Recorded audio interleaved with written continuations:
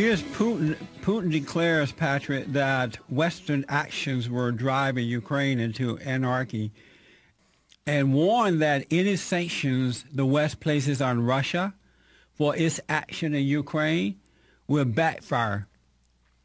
Well, we don't know what he means by backfire unless he's going to invade Ukraine if he gets sanctions. He's not really saying. So, I'm not really sure what he means. We do know that they are not going in. For him to blame the West, though, doesn't seem to make sense to me because Ukraine is taking its own actions. Ukraine is the one that wanted part of the European Union to get involved with them. We didn't do that. So it's in our interest because the European Union is a closer ally to us. Russia really isn't an ally at all. Right. So it's in our interest if they get involved with the European Union. So we're on the side of that, and I'm sure we're pushing that to some extent, as Putin would be if the shoe was on the other foot. Is Putin wrong for going into invading Ukraine? I would say, yeah. Okay. Ukraine wants their independence the same way the United States wanted their independence, and the British tried to stop us. They were wrong. So if a country wants its independence, they should get it.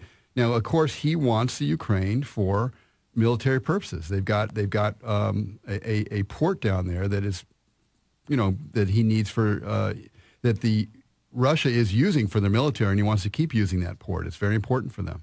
Is Putin a smart man? Very smart man. He also has a black belt in judo.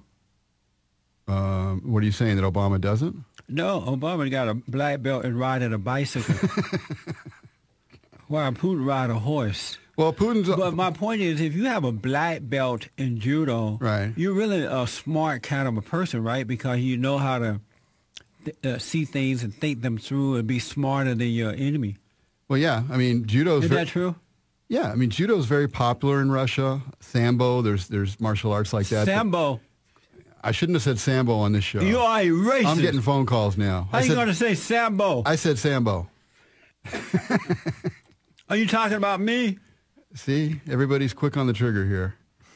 But no, I mean, he's a smart guy. He also likes to, show pictures of himself riding horses, no shirt on, and fishing and all this stuff, and riding a bear. There's a picture I've seen on the internet of Putin riding a bear around.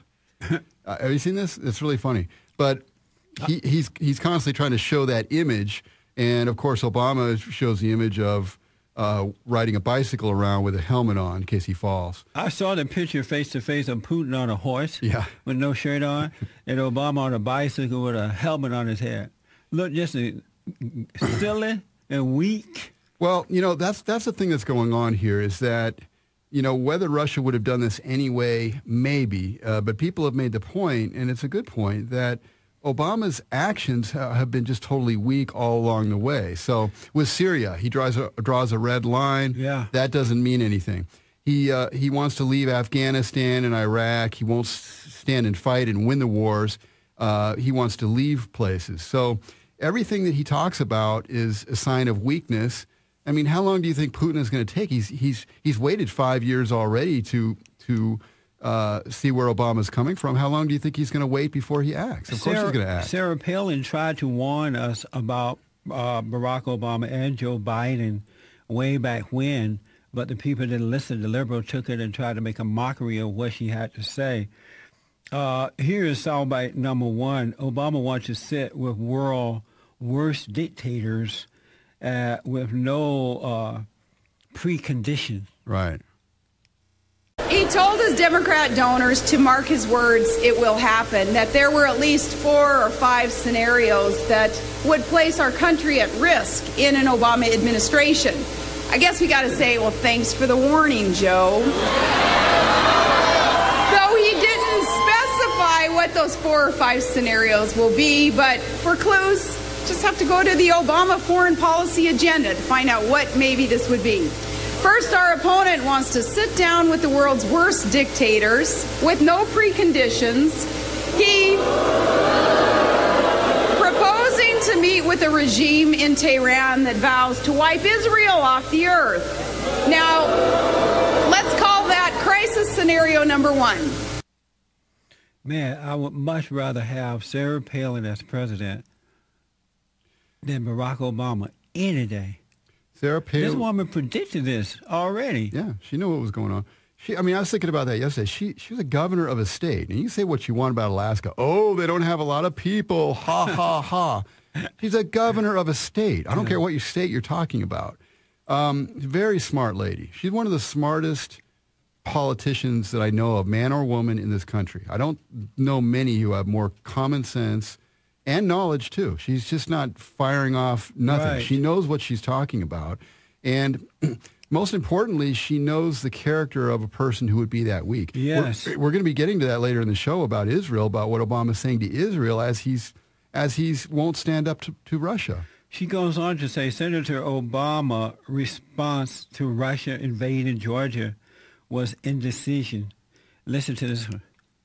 And then after the Russian army invaded the nation of Georgia, Senator Obama's reaction was one of indecision and moral equivalence, the kind of response that would only encourage Russia's Putin to invade Ukraine next. That's crisis scenario number 4. But I guess the looming crisis that most worries the Obama campaign right now is Joe Biden's next speaking engagement. Let's call that crisis number 5.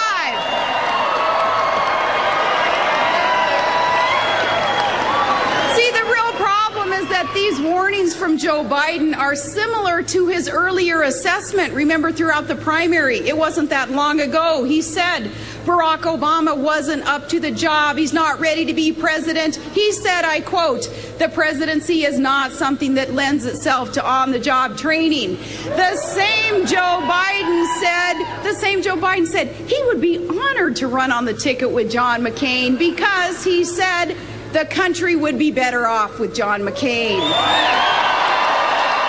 Oh, Joe Biden said that. He also said Barack Obama's not going to take our guns. Remember that commercial you guys played? Yes. Not going to take my shotgun. So did Joe Biden say this during the primary when Obama running against Hillary? Yeah, I think so. Yeah, because they were primary against each other, and I'm sure that's when he said it. What made Obama pick Joe Biden as a as a VP, knowing that Joe Biden has said these things about him? It's impeachment insurance. That's why he picked him. He picked the worst guy he could that people would not be comfortable with having president, and he put him in because he knew that if he picked a good guy, a guy that people kind of liked, they couldn't wait to impeach him to put the other guy in. This is amazing. Sarah Palin predicted all this. Now, I saw some snarky reporter the other day try to say that Sarah Palin didn't predict this because she didn't say all the exact things We just played it. She did predict it. She said it. Yeah. She said that they invaded Georgia, Putin invaded Georgia, and but the way Obama's acting, you're going to invade the Ukraine next. And I don't know how else you want to predict it. That's about as exact as you can. Sandra, welcome to the show. Thanks for calling and thanks for holding. Hi there. Hi, Sandra. Hi, good morning. Good morning, Patrick. Morning. Russia does have all the natural resources, and they have to send it through the Ukraine. That contract is going to expire in 2017. So Putin has to have that Black Sea access to get those natural resources out. Oh. But what people don't realize, Putin, he's an alpha male. He's the big dog. He's a real man. That's why you see him running around on, stallions, bare-chested, with all this huge group of men. And he sees Obama as this little effeminate, weak little nothing, And Putin is sending a message, don't mess with me, you little sissy girl, because I'll trample all over you. And don't try to intimidate me with sanctions, because the middle class is so poor, he'll starve them to death anyways. He doesn't care. And when Putin there came is to power, no middle class in Russia now. It's just the rich and the poor. No, they're poor. Yeah. There's no middle class. Join California. Right. And Putin, in 2000, when he took power, he said he was committed to legality. He said democracy is the dictatorship of law. So he believes in a strong government. So what he did was the billionaires there, he had them bumped off, took over their companies, took all their money, and then transferred it to all of his cronies. Amazing. You know, when you said about Obama or Putin being a strong guy and Obama's weak, it made me think about that last night. I was thinking about that. I think, how weak can the Republicans be that a weakling guy on our side pushes them around and an actual leader just pushes this guy all over the earth? Let me ask this, and I'm just thinking now about this. Is Obama really a weak person, or do we just see him as being weak because we don't agree with his policies and the way he operates? He is weak towards actual anything good. We know that because he won't stand up for anything good. Anytime that you're into allowing abortions to take place en masse, and not only that, killing the babies when they're left alive on the table, it's not strength. And so now, how much of this is weakness towards Putin, and how much is it because he agrees with Putin and wants to see America destroyed?